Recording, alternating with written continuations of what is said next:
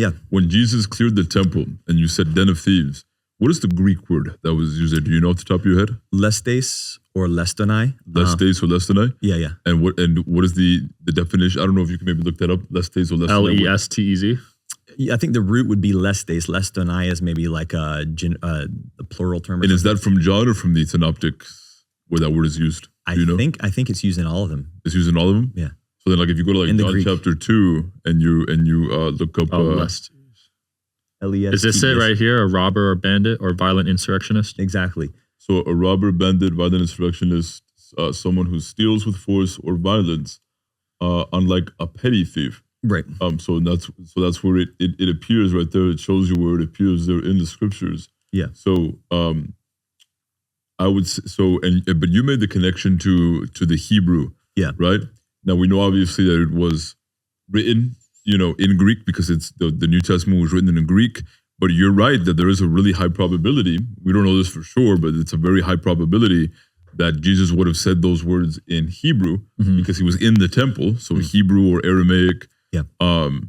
Although I do know that, like in the debate that you guys had with Wes Huff and I'm sorry that I can't remember the name of his Stephen Boyce.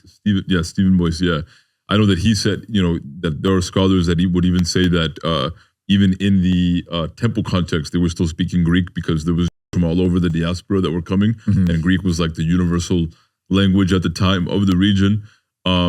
So what's interesting is that even though I think the argument itself is a very interesting argument, my only maybe I don't know if you want to call it a concern, pushback question. Yeah. Maybe my only pushback would be because we know that it's in Greek.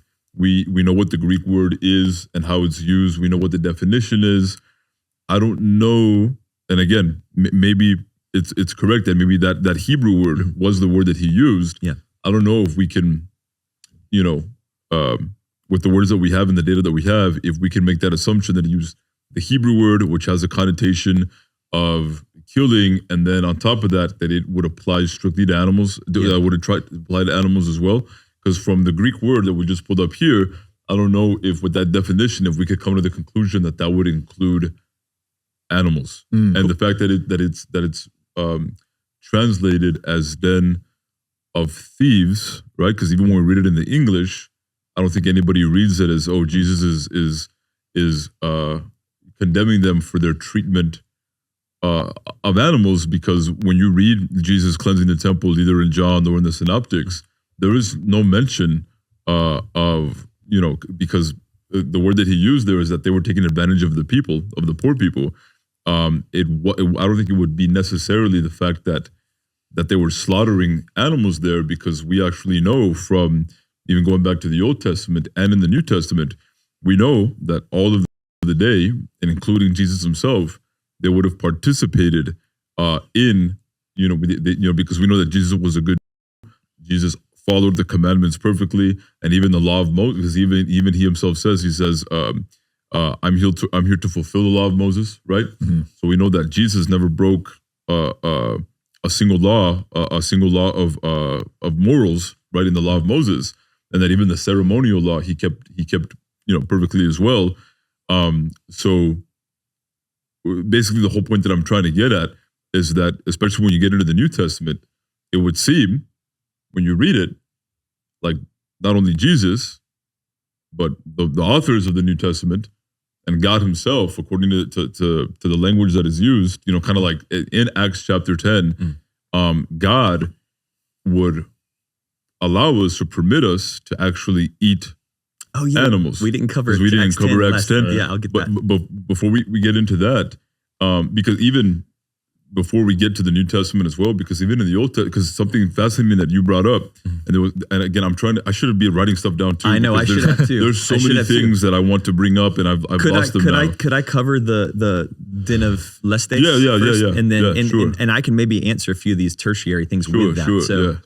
This is a perfect example. I just want to preface with the different hats I was trying to lay out in the beginning. And the reason why it's important is because first hat I'm going to do is just going with the Greek New Testament exactly as it says and showing you how it can still how it does still point to the thesis that I'm saying. Sure. Then I'm going to go ahead and put on a second hat where we go a little bit wider, and then I'm going to put on a third hat where we go to the widest, which is where I think there's been some information suppressed that may or may not make Christians in general comfortable because of the nature of the way that apostolic tradition's been passed down, et cetera. But I'll say that for last. So first and foremost, the Greek term lēstēs, as you just read, isn't just petty thief. It's a violent thief. It implies violence. And in fact, in Luke, I believe it is, it's used when Jesus leaves the man for he's talking about the robbers leaving the man for dead.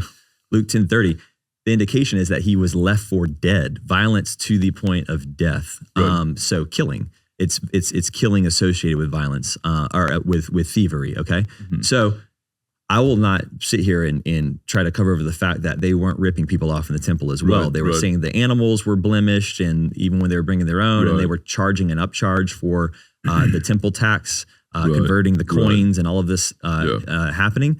But I think that's a circumstantial problem to the root problem of all the killing and the suffering, because we're talking millions of animals. It says in Josephus, the millions of animals, it says in the Talmud and Mishnah and some of these other writings that the priests were wading up to their ankles in blood, just bloodbath this place. So when you walk into it, you got to imagine if you're Jesus, the Prince of Peace, blessed are the peacemakers, right? You walk in and you see a bloodbath and there's some money and some ripping off. It's like the balance there, that's one thing to consider.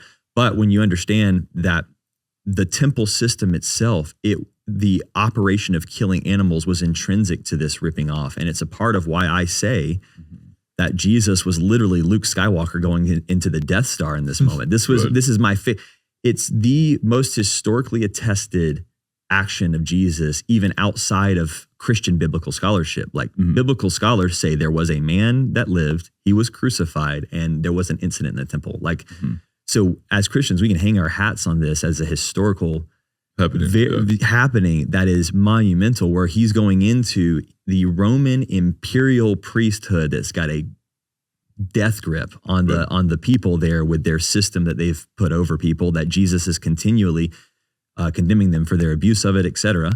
But he's getting now to the heart of the matter, where he says, go and learn what this means. I desire mercy, not sacrifice. So he's pointing again, like he did to Jeremiah and Den of Thieves, to Hosea. He says, go and learn what this means. Really go read it. I desire mercy, not sacrifice. Acknowledgement of God rather than burnt offerings. I don't want those things. Jeremiah goes further in Jeremiah 7:22 and says, in God's words, I never commanded your forefathers about burnt offerings or sacrifices when I brought them out of Egypt. You can look that up if you want. Jeremiah literally says, God, I did not command burnt offerings and sacrifices. Now, I mentioned, I don't want to cover this up or overstate that the cover-up aspect of this. So while I'm saying that, let me just go ahead and give you an example of this, and you could pull this up if you want. But Jeremiah 7:22 clearly says in the Hebrew, I did not command you concerning burnt offerings and sacrifices when I brought you out of Egypt. I did not command you. However, the NIV interpretation adds the word just in there. I did not just command you, Kameron. So it flips the meaning as if he did command it. Yeah, I pulled it up here. It does say that. Yeah, so that's the NIV. Every other translation and the Hebrew direct translation, there's no just, there's no implication of that signifying word. So that's happening in front of our eyes in real time, because the NIV is a new translation. I would argue has happened over time with these deeper conversations around, oh, well, did Jesus say it in Greek in the temple, or did he say it in Hebrew, and blah, blah, blah, blah, because it gets us spinning and not really getting to the root of the matter.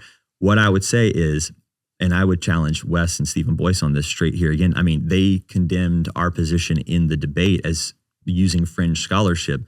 It's got to be one of the most fringe positions to believe that Jesus was speaking Greek in the temple. The temple was a Hebrew temple with Hebrew priests who read from Hebrew scrolls on the Hebrew holiday of Passover, where the liturgy would be in Hebrew, reading directly from those Hebrew scrolls. So if he's condemning the authorities in that system, saying, hey, what are you doing? You look at your text. It says, my house should be a house of prayer for all nations. That's Isaiah.